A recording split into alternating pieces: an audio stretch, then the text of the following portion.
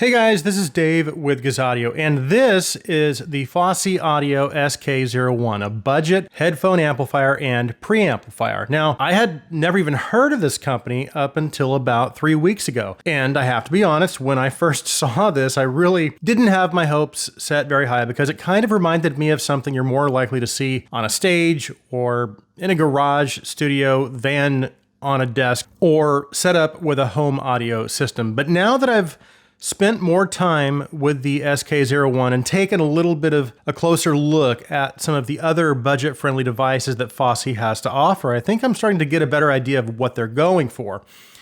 We have a lot to cover, so let's get into this.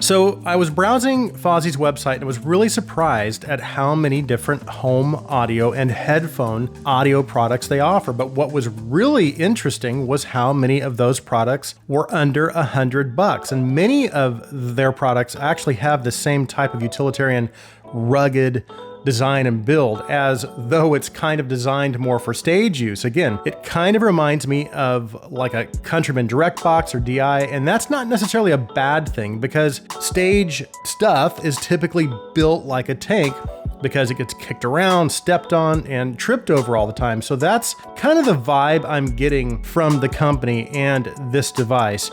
Simple, durable, and budget friendly. As far as what you get included in the box, we have the SK01, of course. It also comes with a USB Type A to Type C cable and a guide. As for inputs, outputs, buttons, and knobs, on the top we have 4 knobs. Starting from the bottom, we have a power/volume knob. We then have our bass, mid, and treble tone controls, and then right next to those are 3 buttons, a gain, tone defeat, and loudness button. On the top, there is a USB Type C input that functions as a charging input only. We then have a 3.5 millimeter line input and a 3.5 millimeter line output. And then on the bottom, we have a 3.5 millimeter and 6.35 millimeter headphone output. And finally on the bottom, or back, depending on its orientation, we have some rubber pads that help to keep the device stationary. Now, as for the price, specifications, and design, the SK01 comes in at a very affordable $79. Now, based on the information provided on Fosi's website, the SK01 is stated to output 2400 milliwatts at 32 ohms in high gain and then 300 milliwatts in 32 ohms in low gain. And apparently there were some discrepancies regarding those numbers. I don't have the means to test that, so what I'll do is in the sound segment of the review, I'm just going to tell you how well it drove my headphones and IEMs. It also has a built-in 2500 milliamp battery, which is good, I guess. It says it should give you about 6 hours of use. I was getting about 5 to 5.5 hours. I'm sure that can vary based on your volume levels and gain setting though. Now, just as a side note, again, regarding the battery, this doesn't really strike me as a device that's designed for portable use. Although I guess it's small enough to put in a bag, it's definitely what I would consider to be transportable. That being said, it might be a useful feature for some. Now, as I had pointed out earlier, the design is simple and it has a more utilitarian aesthetic. The body is made entirely out of alloy. It seems to be fairly robust. The potentiometers feel nice and tight, as do the buttons. So as far as the overall build quality, I'd say it's very good for the price. Okay, let's move on to the sound.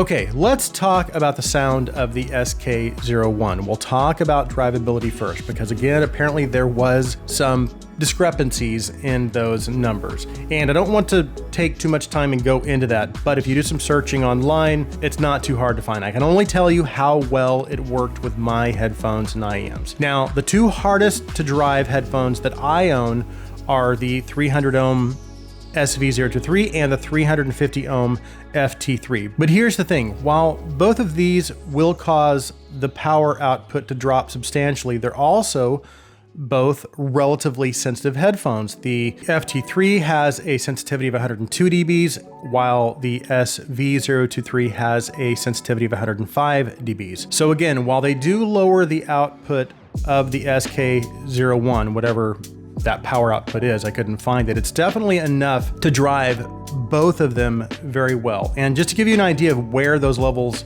are, with the SK01 in low gain, I was able to achieve pretty loud volume levels, and I mean louder than I would normally listen, with the volume knob at around 70 to 75%, and in high gain, around 60 to 65%. And just to clarify, the only power output numbers I could find were with a 32 ohm load, which again is 2400 milliwatts. I could not find the output numbers with a 300 ohm load. But again, whatever that output is, it's more than enough to drive all of my headphones. So in terms of pure power output, I would say it's very impressive at $79. And I think, again, I think this will drive most any headphone out there with almost no issues. Now, before I move on, I quickly want to talk about sources, the EQ, and loudness function. We'll talk about sources first, because I did try several. I tried it directly out of my main PC, but also using the line out features on several DAPs and DACs, including my M15S, R6 Pro 2, XD05 Pro, because I wanted to make sure I was feeding it a nice clean signal to give it the best chance possible. Now, in regards to the EQ and loudness function, I also did test them, but most of my testing was done with the EQ flat and with the loudness function off. The EQ does work fine, but I just don't typically use EQs, and as far as the loudness function, it basically gives you a pretty substantial bass and treble boost, and while I didn't think the implementation was necessarily bad, I just felt like the SK01 sounded best with it off. And of course, I tested for background noise as always using my 2020 Andromedas, and I did pick up some noise in both low and high gain out of both outputs. And there was actually more noise in high gain than in low gain. It wasn't a lot, but it was enough to notice during some of the quieter parts of the music. That being said, the noise levels were much, much lower and almost undetectable with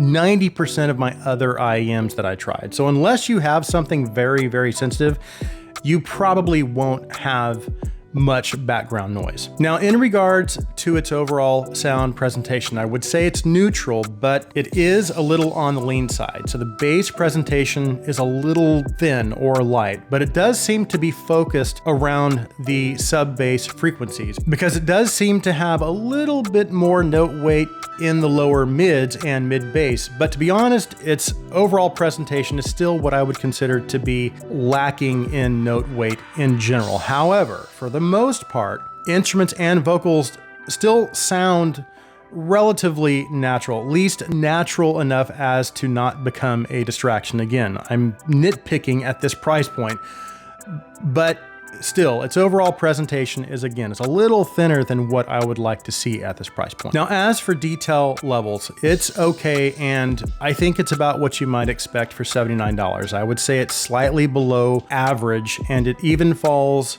short when compared to some of my other sub $100 devices like the iFi Uno, the FIO K3, and even the older FIO E10K. They just seem to be giving me a little more detail and certainly better bass dynamics and note weight. And I had the same experience when comparing the SK01 to some of my USB dongle style DACs like the Moondrop Dawn, Tantrum Space Light, and a bunch of other ones. And while those can't compete with the SK01 in terms of pure power output, they still were able to supply enough power, plus they just sounded better. They were more transparent and resolving, and overall just gave me a little better sound quality. So here's the bottom line. If you're looking for power on a budget, plus the preamp functionality, and you don't necessarily need a digital input, then this may work fine for you. But if you're looking for something with better resolution, that is more transparent and just sounds better in general, then there are options out there. Now, also, one device I forgot to mention was the FEO-Q11, which is a DAC amp combo. It gives you 650 milliwatts of power. It has both a balanced and single-ended output, a battery, virtually no background noise. It's more linear and gives you excellent overall sound performance, all for under $100. It's a great device. Again, this is not a bad device. And if you do need these specific features and you're on a tight budget, then perhaps this may be a good fit for you. So that concludes my review of the Fosi SK1. If you're new to the Giz Audio channel and you like our videos, please take a minute and hit that subscribe button. And if you want to go a step further, you can also support us through our Patreon. I'll be sure and leave a link in the description. Thank you guys so much for taking the time to watch this review. Please like this video, please share this video. I hope you have an awesome day.